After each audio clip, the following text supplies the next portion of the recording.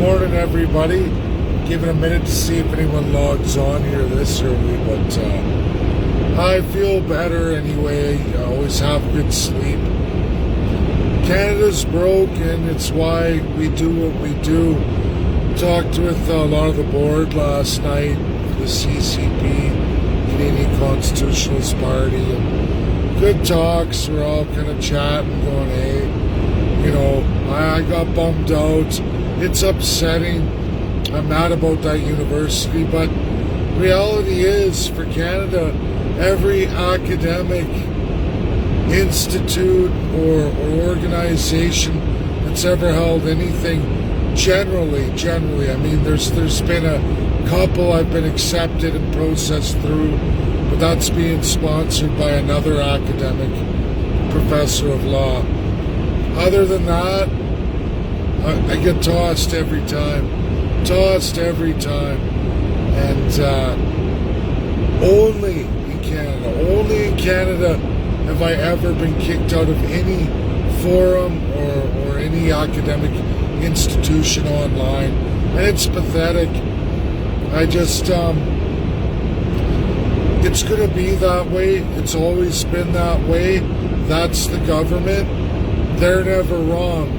Many lawyers will tell you this. There's lots of people before me who've battled in their own perspectives. John Carpey's one currently right now, and look how media treats him when he tries to go toe-to-toe. The government will never, ever acknowledge its gross violations. It will never, ever be wrong, and it will always propagate. It will always lie, and that means every politician who accepts that system and goes to that system as it is without change are all part of the problem, never going to be part of the solution. It's going to be ugly just like 2019. When I get into 2023, it will be just as ugly, if not worse, than it was in the 2019 election. I have to be ready for the fact that they're not going to let you debate no matter what. No matter how big you get, how much you put forward, they're going to do that. We have to know that. And we're going to have to, oops, got a little slide there. We're going to have to be ready for finding new ways, new outlets, I don't know. Media's compromised, obviously, because they're paid hugely by taxpayers, which is our government, to make sure you all hear the version of truth that Canada wants you to hear of, or how that investigation is going to go. That's what they'll do. I guess the biggest thing to talk about now is what was all talked about yesterday at Native Child and Family Social Services in Toronto, head of the snake for Ontario, and the stories we heard, including former employees. There was one story of a woman who was an alcoholic. Now, anyone who's ever been involved in that or gone through the process of AA, she had to, by court order, get into AA, which she did. And for literally 5 years, weekend after weekend, weekday, or come into her program and touch base and, yep, I'm in AA, I'm still sober, checking in for years, trying to get her child back. And she's, I'm sober, I'm clear and sober. And on the bottom of the file on that computer, sorry everybody, on the bottom of that file, literally, I don't know, I'm in rough roads right now. See if that lasts. But literally on the bottom of the computer, she's got get a due date for the end of her program. Well, alcoholism and ADAC is lifetime. Lifetime. When you're ruled an alcoholic, there is no term to completion for AA. Once you enter that program, it's the rest of your life. 12 steps, guess what? You're in that for the rest of your life. Or you're not a reformed alcoholic, generally speaking. I repeat, every single alcoholic will tell you this. Some people don't need that to quit, but those who go into the program and truly accept it, it's the rest of your life.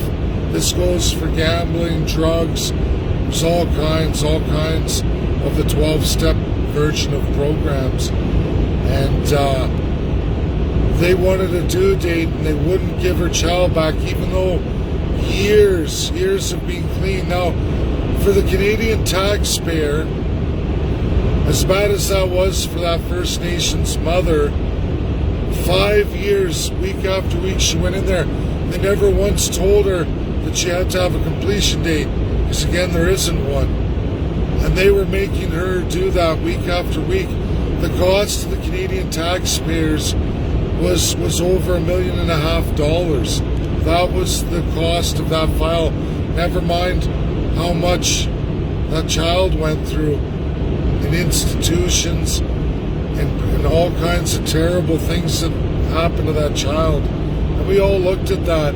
Now, that organization of Natives, First Nations peoples, going into it with Toronto's Native Family and Child Services yesterday, was the fact they want all the government files that the government's been keeping since the transfer in the 90s. They've created new files. There's a whole Native program that's now administered absolutely by the government. It's not administered by First Nations. So First Nations women who are in poverty reach out to that. They create these files. There's social workers, they talk to them. They create these files, and then they take away their children. They go out to the reserve, they snatch them with RCMP, just like they do with residential schools. The cost to the Canadian taxpayer, just for that Toronto office, is in the tens and tens of millions of dollars a year. And there's 200 of these across Ontario. What's the cost of that program of snatching kids?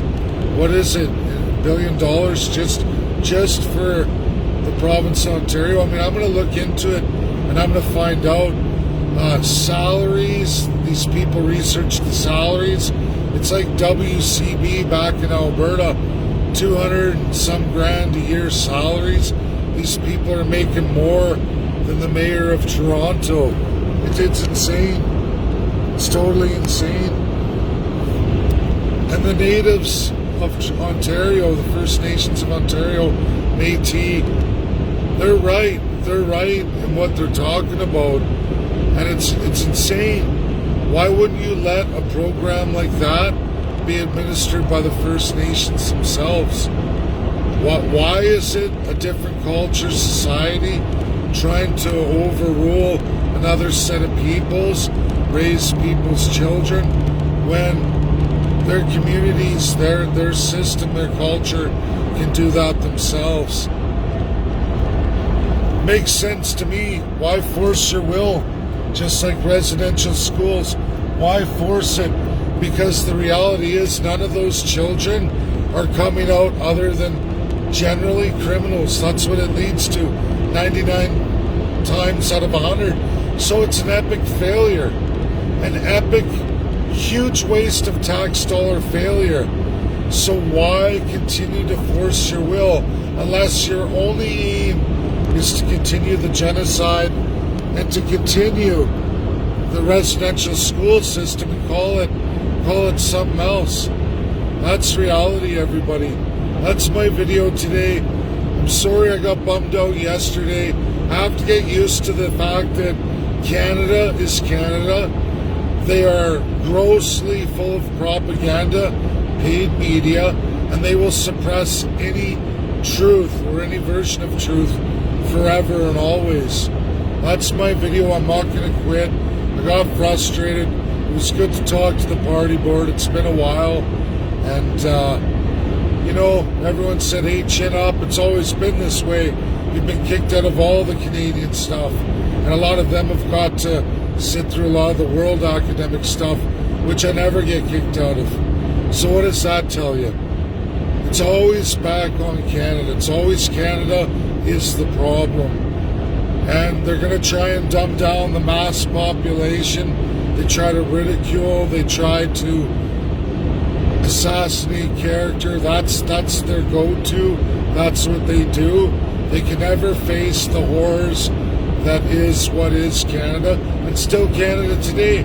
They rape, pillage, and plunder the taxpayer, and they perpetuate the destruction of the First Nations people because they want a system where you all fall in line and everyone's a slave to the government bureaucracy, the elite that's openly invited to this country to do whatever they want to each and every one of you.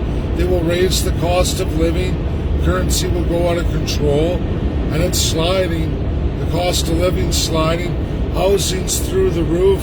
Many provinces, there is absolutely no hope for the next generation. So the Canadian government goes, solution, we'll import as many people from all over the world and we'll build subsidized housing so that everyone lives filthily poor. And then crime goes up and you need more and more government. That's what it is. It's sick, it's disgusting, it's wrong. We're not going to be building out in Canada anymore. It's all building up, which means the day of living in a house is going to be coming to an end. Likely by the time I'm an old man, I'll be seeing it.